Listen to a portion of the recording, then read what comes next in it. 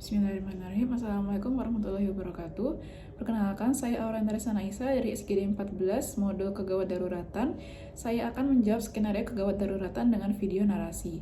Skenario-nya adalah seorang laki-laki berusia 52 tahun dibawa ke IGD rumah sakit oleh saudaranya akibat kecelakaan lalu lintas. Pada saat kejadian, korban tidak memakai helm. Pada pemeriksaan didapatkan tidak ada gerakan dan dari mulut dan hidung keluar darah. Terdengar suara gargling dan snoring dari jalan nafas. Puls oximetri, saturasi oksigen di 90%. Dokter IGD melakukan pengelolaan jalan nafas dasar. Puls oximetri, saturasi oksigen menjadi 89%. Dokter IGD melanjutkan tindakan pengelolaan jalan nafas lanjut. Jadi untuk yang kita lakukan, yang pertama adalah inform consent pada pengantar pasien, yaitu saudaranya. Kemudian memakai APD dan memasang puls oximetri pada pasien. Setelah itu kita periksa kesadaran pasien dengan AVPU. Pasien ditepuk-tepuk pundaknya sambil dipanggil namanya. Jika tidak merespon, maka diberi rangsang nyeri dengan ditekan sternumnya atau di ujung jarinya. Jika masih tidak ada respon, artinya pasien tidak sadar atau ada penurunan kesadaran pada pasien. Kemudian kita periksa airway pasien dengan look, listen, feel. Saat melakukan look, saya akan melihat adanya agitasi, sianosis, nafas kuping hidung, dan retraksi otot pernafasan.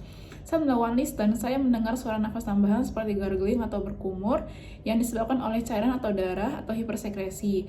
Kemudian ada suara snoring atau mengorok yang disebabkan oleh lidah jatuh. Kemudian stridor karena ada benda asing parsial, hoarseness atau serak karena edema mukosa laring, dan afoni atau sumbatan total benda asing, baik saat inspirasi maupun ekspirasi. Kemudian untuk yang feel, saya merasakan hembusan udara dari mulut dan hidung, posisi trakea, dan krepitasi pada pasien. Karena pasien adalah pasien trauma dan dicurigai ada trauma servikal, maka untuk pengelolaan jalan nafas dasarnya menggunakan metode jaw thrust, dan ada spine protection dengan manual inline stabilization atau pemasangan cervical collar.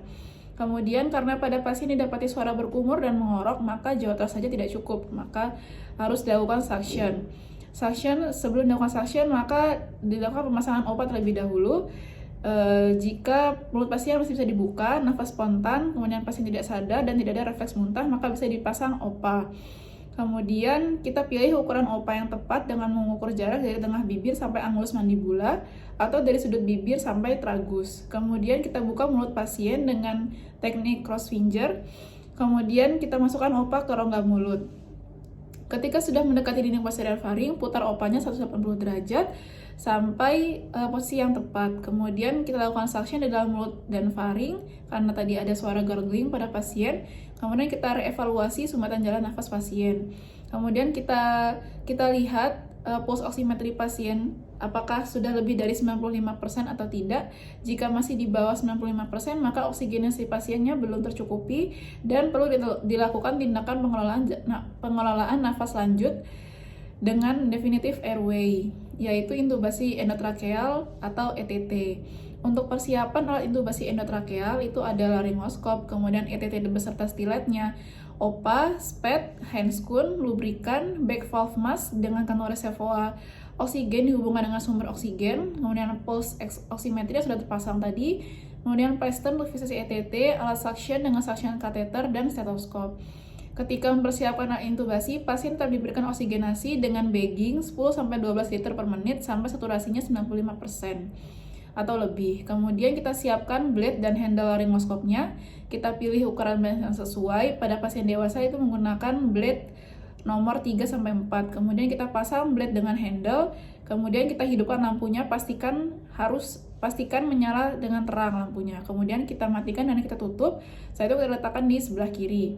Kemudian kita pilih ukuran ETT yang sesuai, bisa diukur dengan kelingking pasien atau internal diameternya pada pasien dewasa itu internal diameter 6,5, 7 atau 7,5. Kemudian kita pastikan cuff pada ETT-nya itu bisa mengembang dengan menyemprotkan udara ke ETT menggunakan SPET. Jika tidak mengembang, kita ganti ETT-nya. Jika bisa mengembang, maka berarti ETT-nya sudah bisa berfungsi dengan baik dan kita kempeskan lagi cuff-nya.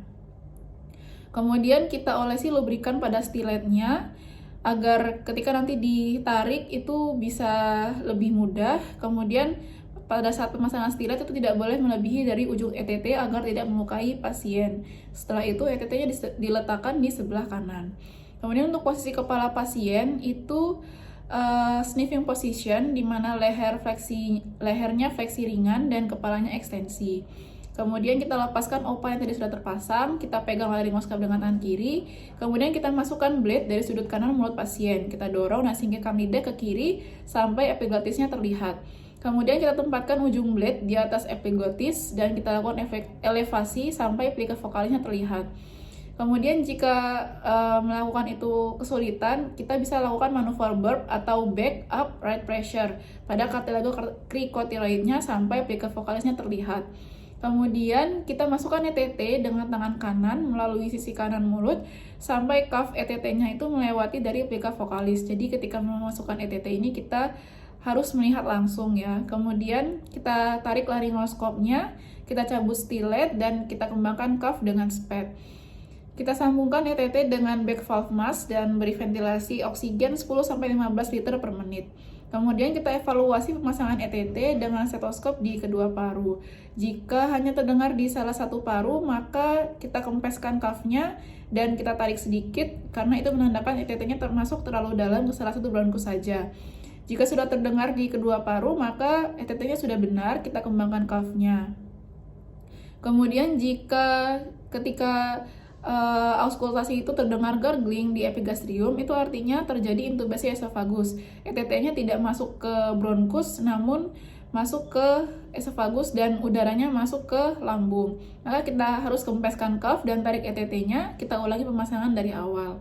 Kemudian ketika melakukan intubasi ETT ini, kita lakukan dalam waktu 30 detik atau sambil menahan nafas. Jadi kita memasukkan ETT-nya itu sambil menahan nafas. Jika ETT-nya masih belum terpasang saat nafas kita sudah tidak bisa ditahan lagi, maka kita lakukan oksigenasi ulang sampai saturasinya lebih dari 95%, baru kita pasang ETT-nya lagi.